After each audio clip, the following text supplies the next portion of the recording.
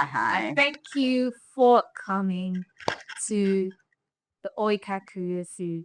So, as you may have already known, it's a series that is supposed to serve as a reference point for early stage career professionals. Yeah, so something they can refer to. You get to answer some pertinent questions that they may have. Okay. So, we are asking you questions. Please respond as quickly as you can. And without you quick nuggets for our people, so that when people read, watch, listen, they walk away feeling, Empowered. That's the word. So I'll go right into it. Okay. My first question.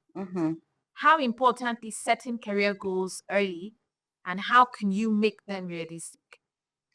Okay, so I think that setting career goals is super important to anyone's career, right? How do you know where you're going if you don't have a guide, right? And I think that early in career is best to develop that discipline of setting goals because you are able to adjust and then just measure your progress. In doing that, also mid career in advance, it comes to you easier than earlier in your career. So and realistic goals, you said. I think that one would have to be very truthful to themselves about what's your capacity at this time, not what you want to learn in the future. What's your capacity at this time, so you're able to then, okay, from this point A to point B, am I empowered enough to be able to achieve my goal?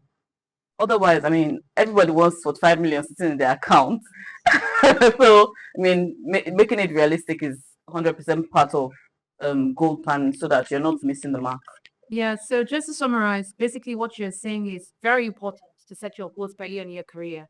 And then you have that discipline. Yeah, it gives you discipline. The discipline that you can use to, keep setting them as you go along your career and enhance your performance, I would say. Yeah. And then in terms of being realistic, you just have to make sure that they tie in with I think they use smart, measurable. So it's specific, measurable. Yeah, measurable. That's smart, yeah. Realistic, timely, and what's achievable. Achievable, yeah. Exactly. So that's it. You've rambled a lot, but I hope you got a thing or two. I think I'll just say one more thing. Yeah. It's important for you to be able to make it realistic, but make it big and hairy, because if not, it will be underwhelming for you to achieve. Yeah, there's no reason for you to say, oh, I want to earn 500k when you're earning 450.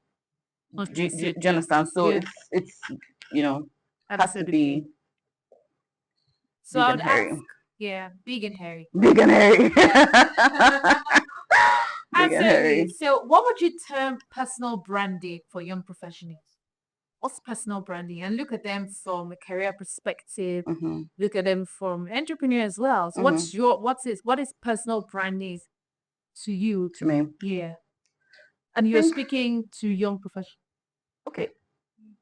Well, to young professionals, I think personal branding is really doing your work well, developing very good work ethics, because there's nothing else that you're branding outside of what you do well, and how people perceive you, because that always opens the door beyond social media, beyond wanting to package.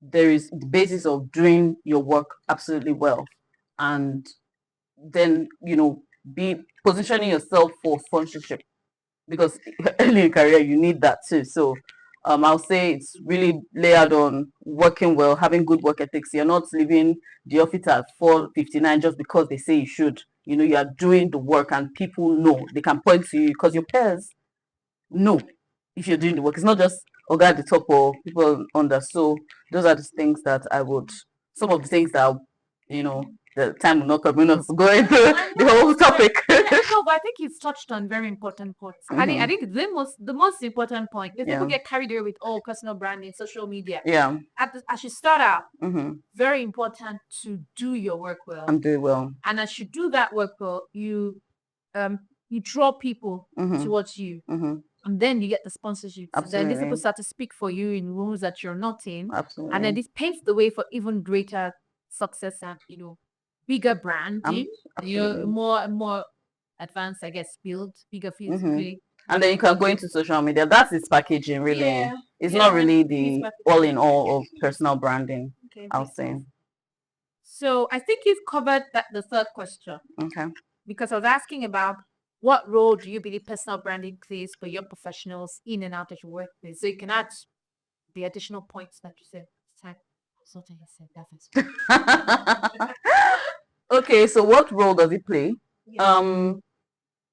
Visibility doesn't come by itself, right? You have to toot your own horn. You have done the work. You have developed the skills and the work ethic, right? To get to the next level, you need to toot your horn. You need to put it out there. Oh, I did this. Keep records of the things you're doing, especially for appraisals, because people remember recency, performances, right? And things that stand out bad because you know recency bias. exactly. Yeah.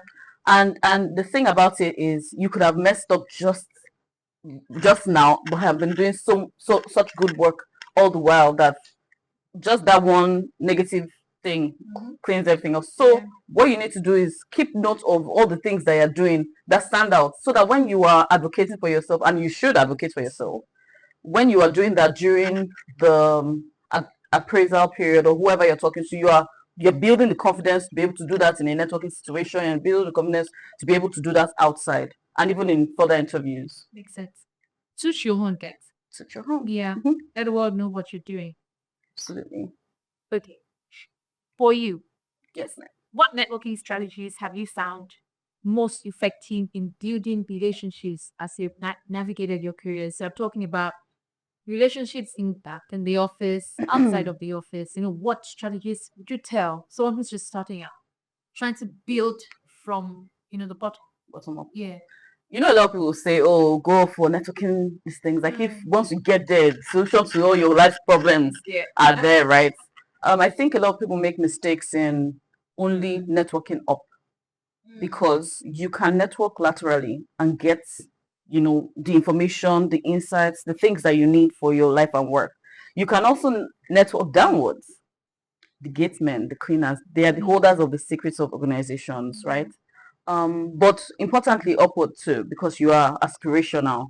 I think that when you get into a situation of a social situation, networking, first thing to be is very authentic.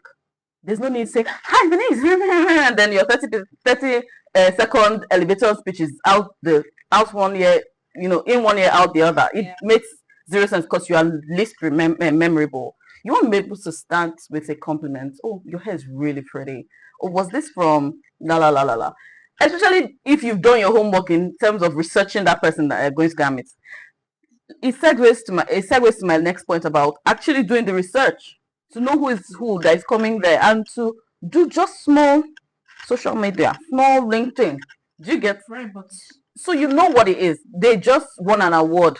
See them, congratulations. That's you paying them that compliment reduces the it reduces the awkwardness of meeting people, because even the people that are high up there, they don't want to meet. They're not looking to make friends, and they're guarded, because a lot of people want things from them. So if you're coming to the table giving,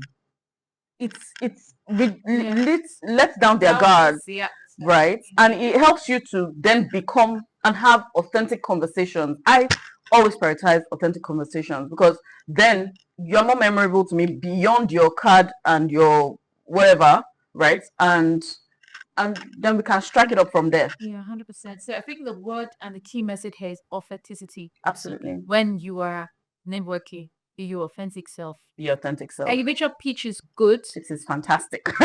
you need to give more than that. Yes. And then do your work, right? Yes.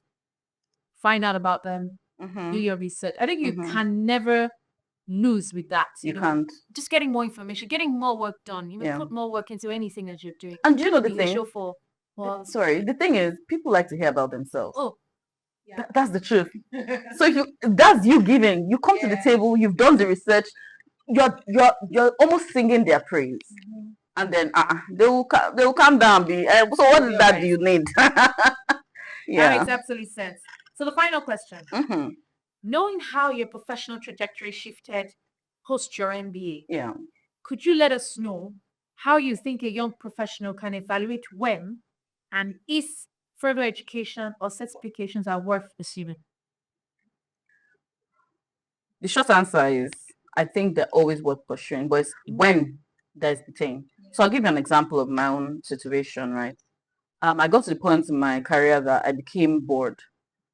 It became routine. I was just day in, day out, and that kind of thing can leave you underwhelmed and dissatisfied at work, disengaged too. So quiet quitting, all of that good stuff would come in, right? So I decided that I was going to go back to school. Now that's a whole different research area of which school to go to, what course, la la la la la, right? Most people would prioritize going for the masters abroad. Yeah. That wasn't the case for me because abroad money was plenty, right? And I decided that I wasn't going to go into debt because I wanted to do this, right? So it was important to me to be close to the context that I'll be working in when I'm done with the MBA, right? I chose to do an MBA, General Management MBA. And doing it abroad and then coming back, I'll lose the alumni network because they're not going to be useful for me here, DC. So I decided to do mine here and tap into that. Of course, the network was spread abroad. I also did want to explore other companies before going, settling into my final career path, right? And choosing to go for an MBA gave me the opportunity to do internships, do an international exchange. So that was like everything into this part, right? Now choosing when was easy for me because I then left my job, right? I left my job and sat at home for a minute, deciding that, oh my God, this GMAT was going to kick my butt, but I'm going to kick it afterwards, right? And eventually I think that one, it's important for you to, you will know when you're doing your masters, you want to bring something to the table. They're not teaching you. You're having a conversation with your faculty, right? So you need to work a little. So work. There are people that did 2-3 years. It wasn't as the conversation, respectfully, wasn't as rich as when you were conversing with someone that was almost 10 years in and they were just doing the masters all in the same class. So there's that variety that you bring to the table, right?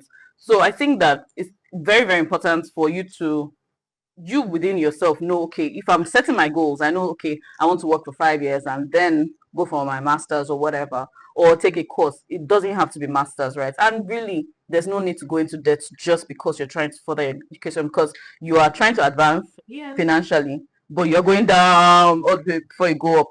It would take away more from you, right? So it's a big decision, and I think that when you're ready, you will know. Okay. I think that makes sense. I mean, coming from you, who you're becoming a billionaire. Amen. Amen. Amen. I can see that I will take your advice. I think the lessons from what you've said is it would be nice to do a couple of years before you do it, right? To make sure. Some people don't. Some people rather do it after school. Immediately, yeah. But still okay. That's still okay. But your perspective is good to have some years experience before you go for it. And then you would always know when you need to do it. And then in terms of it being good, you believe that it is good regardless of whatever you decide to do it. More knowledge is power. Yeah, at any point in time, right? So if it's like you want to do it now, do it after a few years of working. Or like some of my bosses do the executive MBA ones after they accomplished a lot, and then doing it for the people capital. It's just really good to do it at the end of the day, right? Absolutely. I think that's it from me. Ray. Thank you so much. Hopefully you join us again. I will. At another session. Yes. We're going to be delving into, I guess, career picks, some subsequent sessions. But thank you for your time. I'm happy to really appreciate you coming and engaging. Goodbye. Thank you.